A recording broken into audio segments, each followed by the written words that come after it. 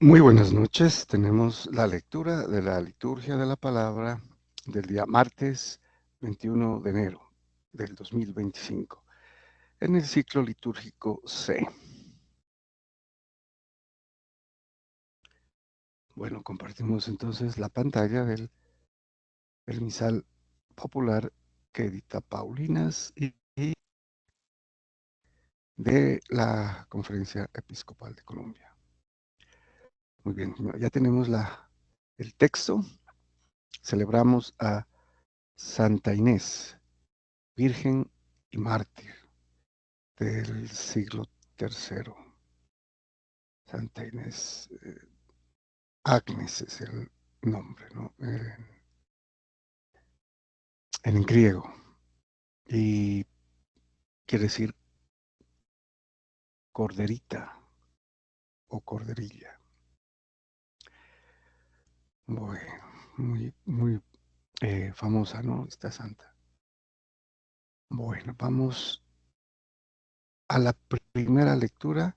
Continuamos con la carta a los Hebreos, capítulo 6, versículos del 10 al 20. Bueno, entonces nos dice el autor de la carta a los Hebreos: Hermanos, Dios no es injusto como para olvidarse del trabajo de ustedes y del amor que le han demostrado sirviendo a los santos, ahora igual que antes. Deseamos que cada uno de ustedes demuestre el mismo empeño hasta el final, para que se cumpla su esperanza y no sean indolentes, sino imiten a los que con fe y perseverancia consiguen lo prometido. Bueno, entonces, nuevamente, ¿no? Se está dirigiendo a los cristianos convertidos del judaísmo, como también a los judíos en realidad que están eh, en vías, ¿no? de conversión. Entonces, nuevamente, este es un autor que muchos consideran que es San Pablo, que es posiblemente un doctor de la ley, porque conoce mucho del judaísmo, ¿no? Tiene que ser un judío como San Pablo, obviamente convertido al cristianismo ya. Bueno, aquí interesante lo que les dice sobre la esperanza, ¿no? Si hay que eh, conservar el empeño hasta el final, o sea, perseverar, ¿no? Para que se cumpla su esperanza, ¿no? Eh, y imiten con fe y perseverancia y consiguen lo prometido. La promesa es la vida eterna, ¿no? Siempre va a estar en esa tendencia, ¿no? La promesa es la salvación, la vida eterna. Bueno, entonces, eh, perseverar hasta el fin, a pesar de todas las pruebas. Ese es el mensaje que está dando aquí el autor de la carta a los Hebreos. Bueno, y aquí continúa con un ejemplo. Cuando Dios hizo la promesa a Abraham, no teniendo a nadie mayor por quien jurar, juró por sí mismo, diciendo: te llenaré de bendiciones y te multiplicaré abundantemente. Y así, perseverando, alcanzó lo prometido. Entonces, Abraham, ¿no? Nuestro padre, el padre de los judíos, también, ¿no? Lo consideran padre, a pesar de que con Abraham todavía no había ley. Sin embargo, el Señor Dios hizo una alianza con Abraham y le hizo la promesa, ¿no? Que sería padre de muchas naciones y lo llenaría de bendiciones, como el juramento que le hizo, ¿no? Que no teniendo por quién más, por alguien más o superior a Dios por quien jurar, juró por él mismo. Y le dijo, te llenaré de bendiciones y te multiplicaré abundantemente. ¿Y qué hizo Abraham? Perseveró. ¿Y cómo perseveró? Haciendo y obedeciendo lo que le decía a Dios que hiciera. ¿No? Tanto eh, sacrificando a su propio hijo, ¿no? A Isaac, lo cual él no dudó. Pero esto era solo un signo o una figura del verdadero sacrificio, ¿no? Que iba a ser el Padre con Jesucristo o en Jesucristo. Los hombres juran por alguien mayor y con la garantía del juramento queda zanjada toda discusión.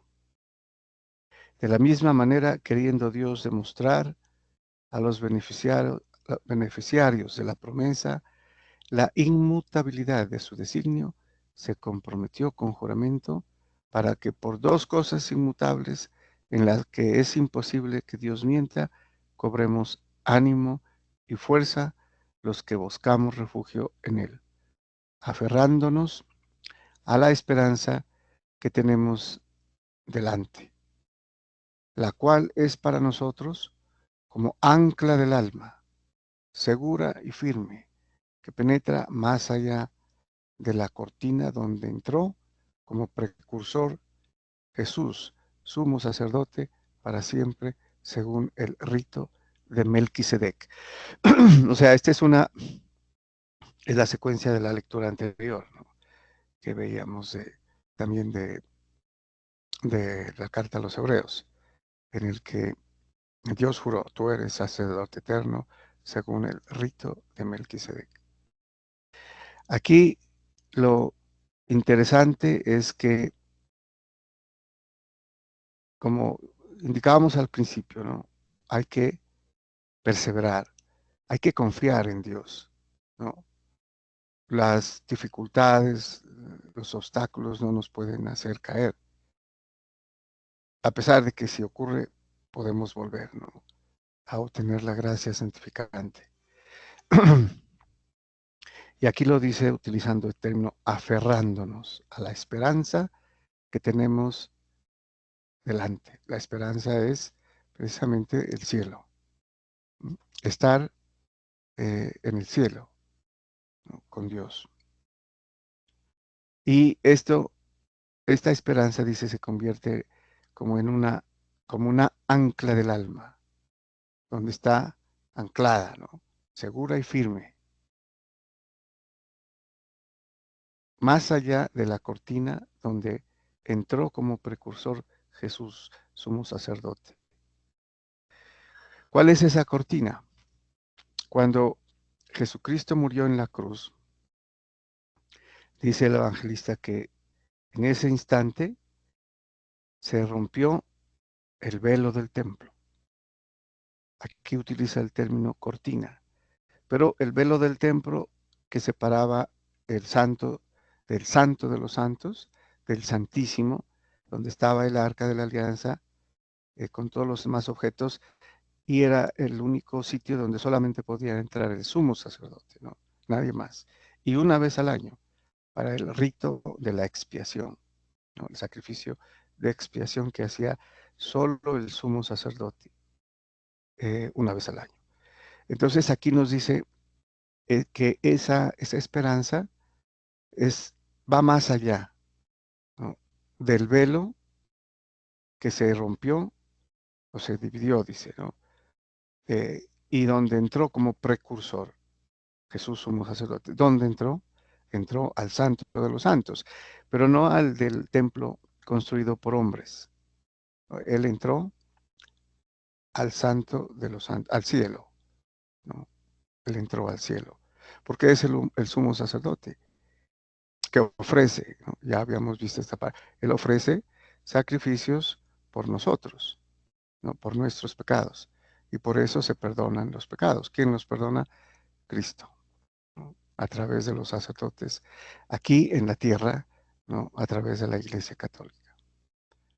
Bueno, entonces sacerdote, sumo sacerdote para siempre, eternamente, ¿no? Según el rito de Melquisedec, que es un rito especial, un orden especial, ¿no? El orden de Melquisedec. Bueno, vamos al Salmo 110, cuyo responso es: el Señor recuerda siempre su alianza. Entonces, interesante ver que desde el Antiguo Testamento con los Salmos, ¿no?, se va también a hacer la profecía mesiánica, que Él recuerda su alianza, ¿no? Como en Jeremías: haré una nueva alianza eterna, ¿no?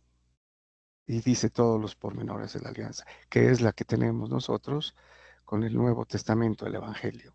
Y el sacrificio, el sacrificio realizado por Jesucristo para nuestra salvación. Eh, entonces esto es un salmo de acción de gracias, ¿no? Eh, Veamos qué nos dice el salmista. Doy gracias al Señor de todo corazón, en compañía de los rectos en la asamblea. Grandes son las obras del Señor, dignas de estudio para los que las aman.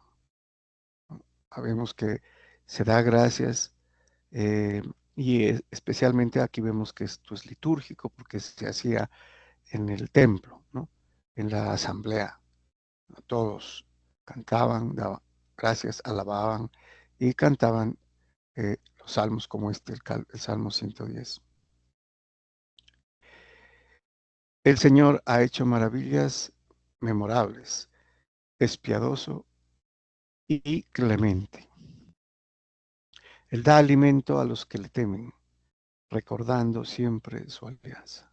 Aquí está, ¿no? Entonces, las características de Dios es que es compasivo, clemente y misericordioso, que es el amor divino, ¿no? El agape del hebreo, perdón, del griego, ¿no? Y, y el caritas, ¿no?, o caritates del latín, que es el amor de Dios para con los hombres. Y da alimento a los que le temen, recordando siempre su alianza. Aquí este alimento, obviamente, no es un alimento material, ¿no? Es más el alimento espiritual. Podríamos relacionarlo con la Eucaristía, recordando siempre su alianza. Entonces, alimento espiritual para recordarnos o darnos un gusto previo, ¿no? O pregustar lo que tendremos, ¿no?, en el cielo. Envió la redención a su pueblo, ratificó para siempre su alianza. Su nombre es sagrado y temible. La alabanza del Señor dura por siempre. O sea, aquí vemos cómo el pueblo eh, confiaba, ¿no? A pesar de que esto es mesiánico, ¿no? O sea, aquí se habla de la alianza, pero el sentido es la alianza eh, eterna, ¿no?, verdadera, la segunda alianza. Su nombre es sagrado y temible, y la alabanza del Señor dura por siempre. Siempre no se terminará de alabar el nombre del Señor. Muy bien, pasamos al Evangelio. Continuamos con San Marcos, capítulo 2, versículos del 23 al 28. Nos dice San Marcos: sucedió que un sábado Jesús atravesaba un sembrado y sus discípulos, mientras caminaban, iban arrancando espigas. Los fariseos le preguntan: mira, ¿por qué hacen en sábado lo que no está permitido? Él les responde: ¿no han leído nunca lo que hizo David cuando él y sus hombres se vieron faltos y con hambre, cómo entró en la casa de Dios en tiempo del sumo sacerdote Abiatar? Comió de los panes de la proposición que solo está permitido comer a los sacerdotes, y se los dio también a quienes estaban con él. Y les decía, el sábado se hizo para el hombre y no el hombre para el sábado. Así que el Hijo del Hombre es Señor también del sábado. Entonces volvemos a encontrar aquí el caso del, del sábado, ¿no? Que los judíos habían eh, hecho, digamos, de él un ritualismo, ¿no? Extremo, pero ellos no lo hacían eh, integrando cosas buenas como el ayuno o hacer el bien o hacer cosas buenas. Por eso Jesucristo les dirá en otra ocasión, ¿qué está permitido hacer en sábado? ¿El bien o el mal? Entonces ellos, por el rigorismo de la ley, que ellos habían, eh, digámoslo, hecho demasiado rigor, ¿no? Eh, no hacían el bien el sábado, o sea, prohibían todo, pero solamente lo que les convenía, ¿no? Porque como dicen, ¿no? En otras partes y en los profetas ellos estaban, ¿a qué hora se termina el sábado para poder hacer todo lo que hacían, inclusive engañar, ¿no? Engañar a los pobres, a los desposeídos, ¿no? Bueno, vender con pesos falsos, o sea, engañar a la gente. Em, y entonces el caso es que Jesucristo les da el ejemplo de que en sábado es posible hacer cosas buenas. Él les da el ejemplo de David, que entró y estaban con hambre, estaba perseguido, entró a la casa, dice, al templo, y comió de los panes de la proposición, ¿no? Porque era necesario, era una urgencia. Y los panes de la proposición solamente los pueden tomar los sacerdotes. ¿Mm? Y lo mismo con el sábado, entonces, ¿no? Entonces, el sábado no es para el hombre, dice. O, perdón, el sábado se hizo para el hombre, ¿no? Pero no el hombre para el sábado, o sea, esclavizarse para el sábado, ¿no? Sin poder hacer nada, ni siquiera hacer el bien. Y termina diciendo, el Hijo del Hombre es Señor también del sábado. Aquí lo interesante es el término también, ¿no? Porque se podría eh, inferir, si se dice también, es que también es Señor de muchas otras cosas más. Es el Señor. Y Señor es el dueño de todo, ¿no? Tanto así que del hebreo, cuando se tradujo la Biblia, al griego se utilizó Kyrios para reemplazar a Yahweh, que era el nombre de Dios. Entonces, el Señor. Ellos entendieron muy bien cuando les dice, Señor también del sábado, además del sábado. Muy bien, muchas gracias y bendiciones.